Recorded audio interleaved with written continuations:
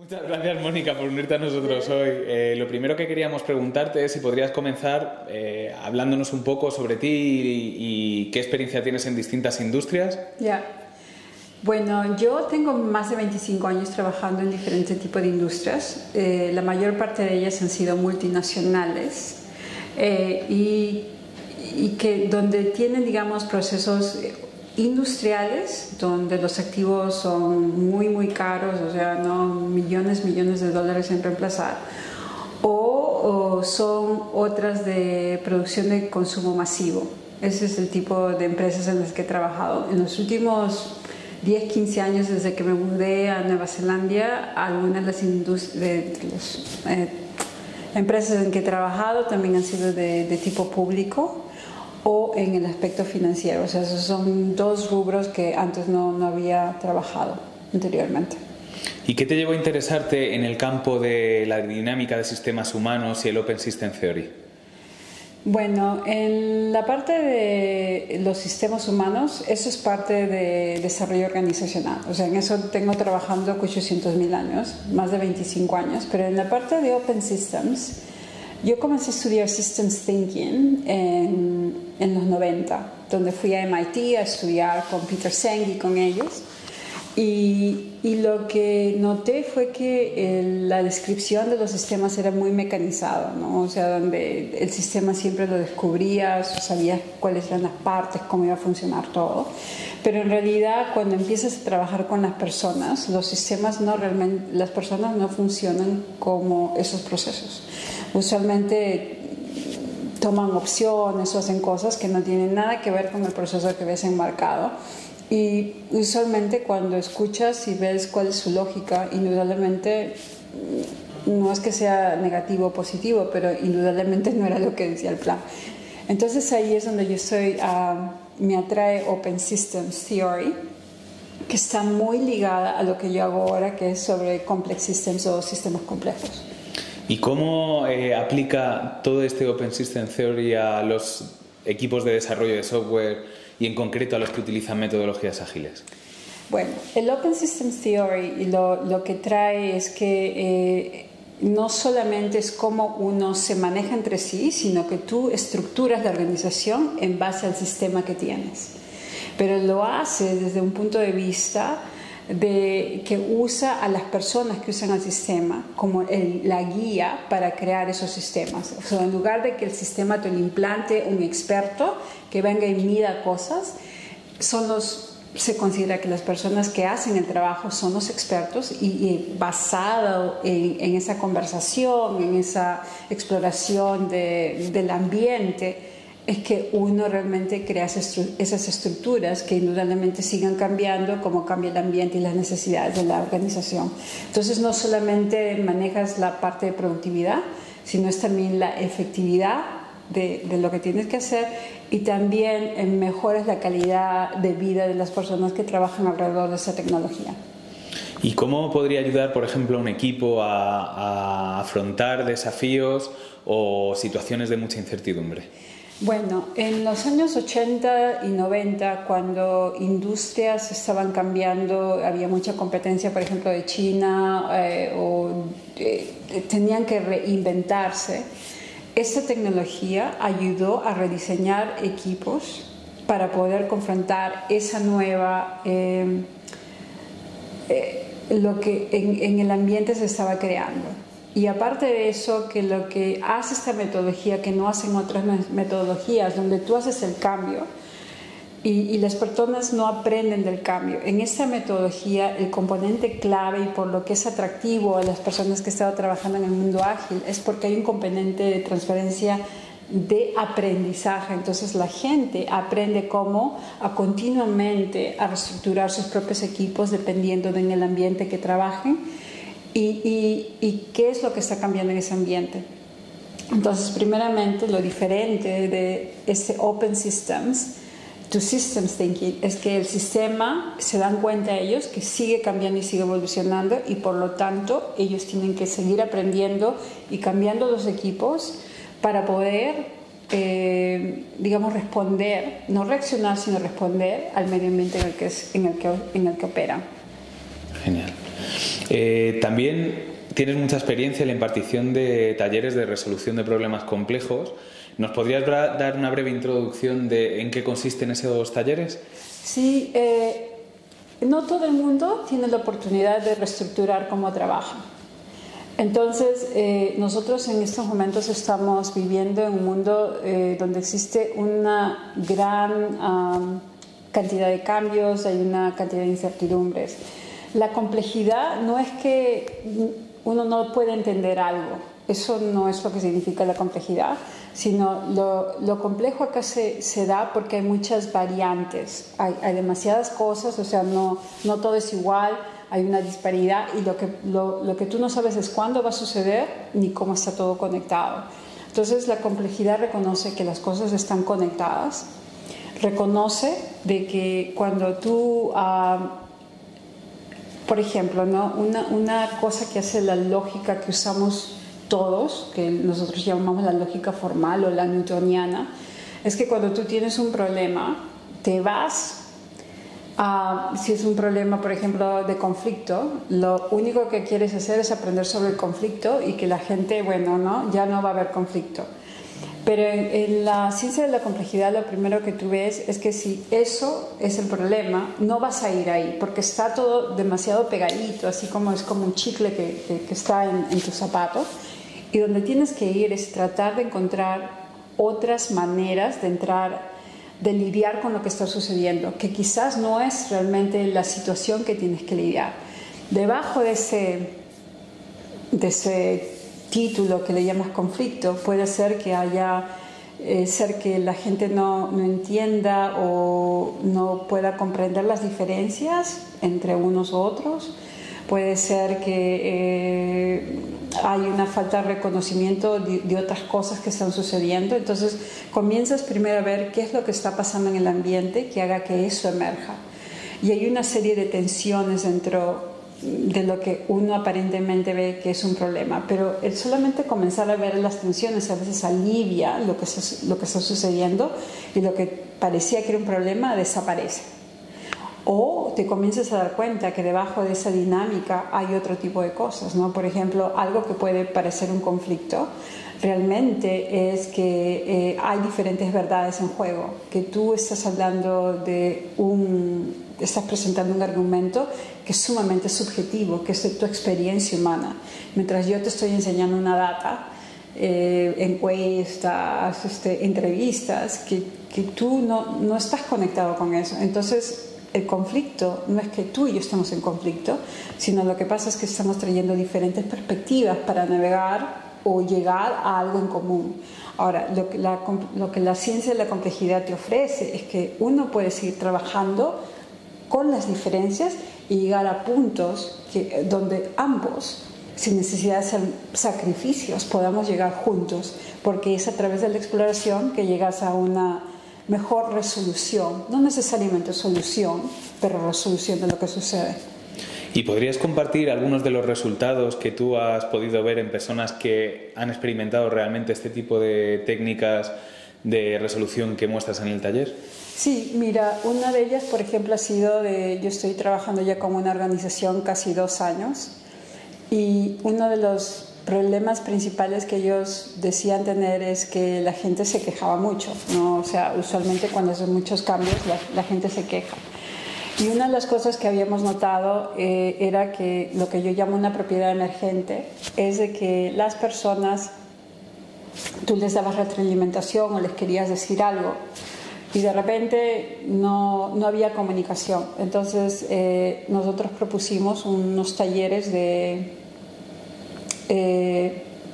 llamamos wayfinding, que es, digamos, encontrando tu propio camino a través de la retroalimentación. En los primeros módulos que damos, por ejemplo, las personas comienzan a reconocer cómo ellas escuchan la retroalimentación, ¿no? ¿Qué es la retroalimentación para ellos?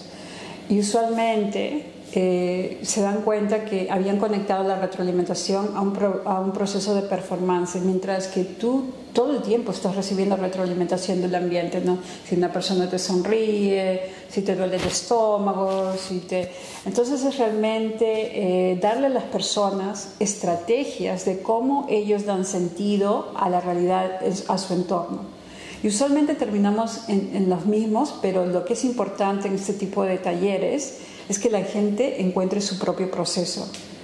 O sea, no damos ni es que me tienes que tomar paso 1, paso 2, paso 3, porque como tú eres un ser complejo y yo también, tú de repente vas del 1 al 3, regresas al 2 y te inventas el 4, porque es ahí donde tienes que ir. Entonces lo que nosotros damos más que nada es la posibilidad de que la gente escoja y vea lo que le ayuda, ¿no? En este caso, por ejemplo, en este primer módulo, mucha gente descubrió que realmente ellos no escuchan cuando les dan retroalimentación positiva porque piensan que la otra persona les está mintiendo o están exagerando algo, o ellos piensan que de repente lo que les dicen no es creíble, o entonces minimizan lo positivo que tú les puedes decir, y mientras que las cosas que no van bien se las pegan como velcro y caminan con eso todo el tiempo. O otros dicen, no, tal persona se parecía a alguien que conocí cuando tenía 20 años, y el momento que la persona entra mentalmente se fugan de la sala. Entonces tienes a un jefe que estuvo, no sé, practicando por 2 días para darle retroalimentación, y no tiene nada que ver porque la persona no estaba ahí. Entonces lo que haces es alzar el nivel de awareness de la persona, de poder darse cuenta de lo que le sucede a ella misma, y entonces comenzar a ver y a moverse de ese sistema de que tal persona es fulanito, es una mala persona, mira lo que me dijo, sino comenzar a ver que ellos tienen mucho control sobre sí. Hay un concepto en la ciencia de la complejidad que es muy grande, que se llama self-organizing, o que yo me auto-organizo. Entonces, aquí nadie me da poder, yo me auto-organizo, lo que tengo que encontrar es el switch. Entonces, en esas primeras sesiones que tenemos es enseñarle a las personas que tienen un switch personal, que lo tienen que poner on para poder funcionar. Entonces, una vez que tienen eso, ellos mismos ven que tienen control. Mucho de lo que las personas temen es a perder el control. Lo que pasa es que nunca lo han ejercitado. Entonces, esa posibilidad de saber que estoy en control es muy importante para que la gente ¿no? Como que se espabile, como que entienda de que realmente soy un ser consciente. Pero hasta que no tengan conciencia de eso, siempre van a creer que otras personas están decidiendo por ellos. Bien. Y muchas veces se te define, Mónica, como estratega de Blue Ocean. ¿Qué significa esto y cómo se aplica a tu trabajo? La estrategia de Blue Ocean es porque usualmente cuando comienzo a comenzar con un cliente, el cliente quiere que, digamos, yo le dé una respuesta, y lo que yo hago realmente es crear con ellos o ayudarlos a que ellos mismos creen su propio patrón o su propia realidad y trabajar sobre eso, ¿no? A veces las cosas que imaginamos no existen porque nunca las hemos visto. Entonces, en lo que yo trabajo es en el crear experiencias para las personas, ¿no? En crear evidencia para las personas, y no en decirles que, bueno, hubo 50 estudios de investigación y acá los tienen, ¿no? Porque cada contexto es diferente. Entonces ese Blue Ocean Experience es realmente de crear posibilidades.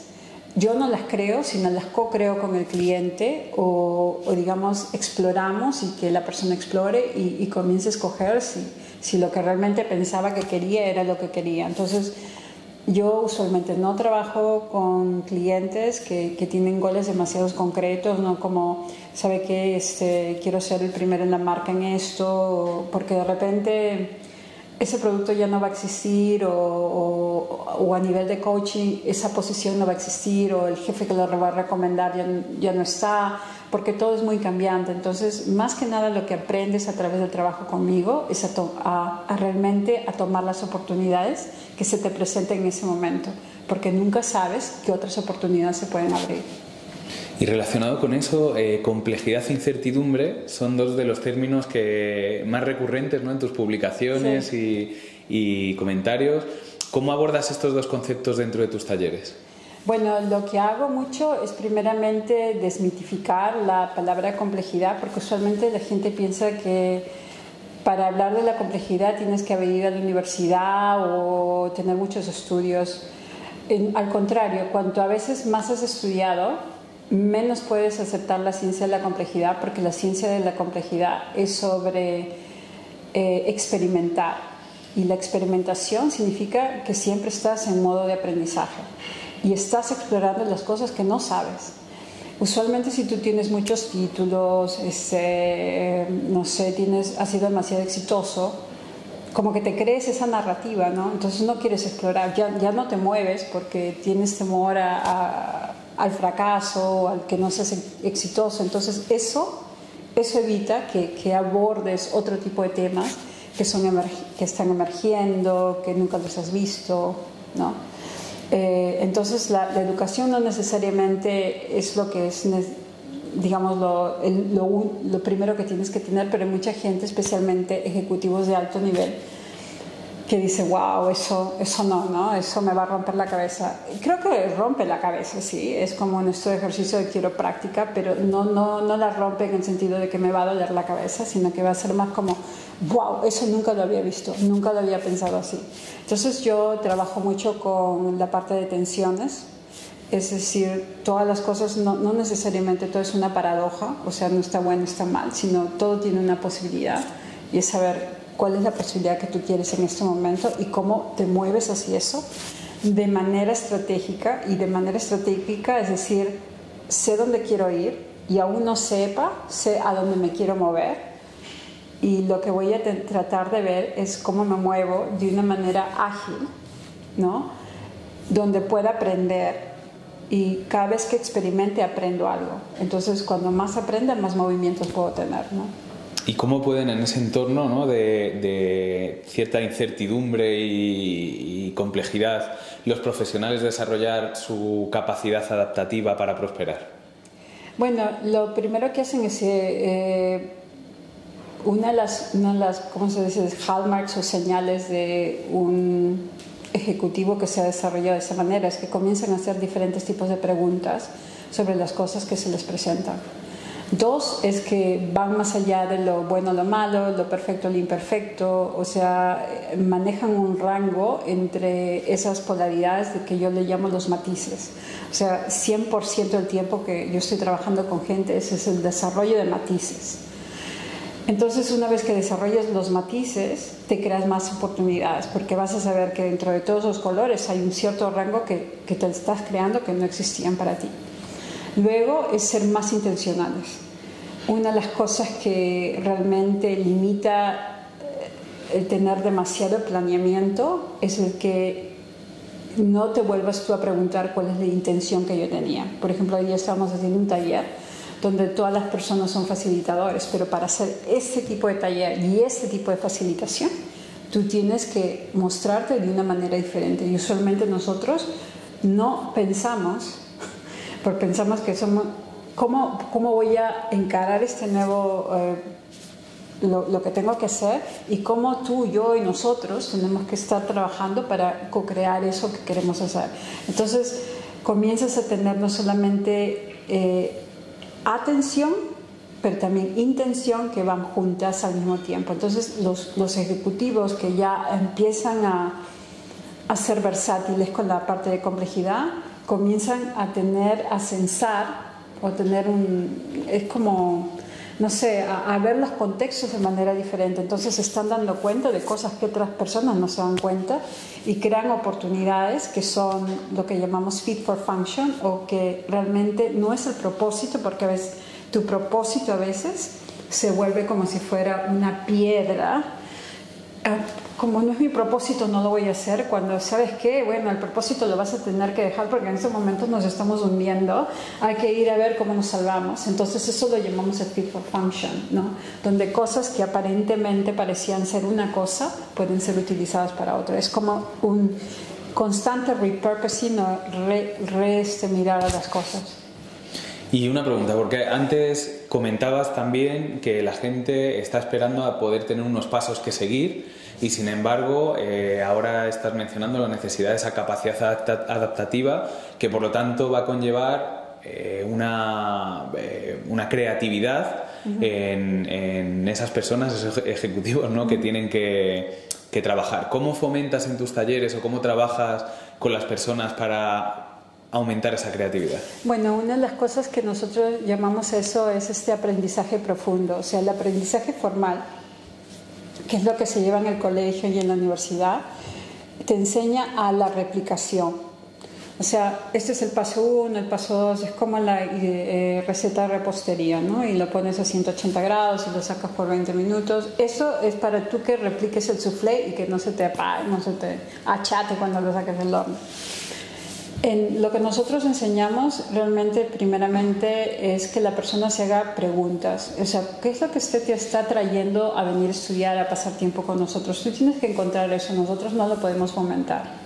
O sea, esas son las, digamos, las primeras semillitas, ¿no? Nosotros creamos condiciones para que eso se dé, donde no le damos respuestas a las personas o le podemos dar una sugerencia, pero no sabemos si eso le va a ayudar, pero ayudamos así que ellos comiencen a crear y ver el mundo desde su punto de vista y qué es lo que van a encontrar ser más favorables. Entonces, en Deep Learning, una de las crisis, creo yo, que he encontrado y por lo que no se ha reproducido mucho el estudio de la complejidad o se ha reproducido el estudio de la complejidad como de forma de fórmula, es porque en la complejidad nunca tus respuestas tienen una duración tan pequeña que son efémeras, pero tus preguntas te llevan a otro tipo de indagación, de curiosidad. Oh, no había visto cómo eso estaba ligado con eso.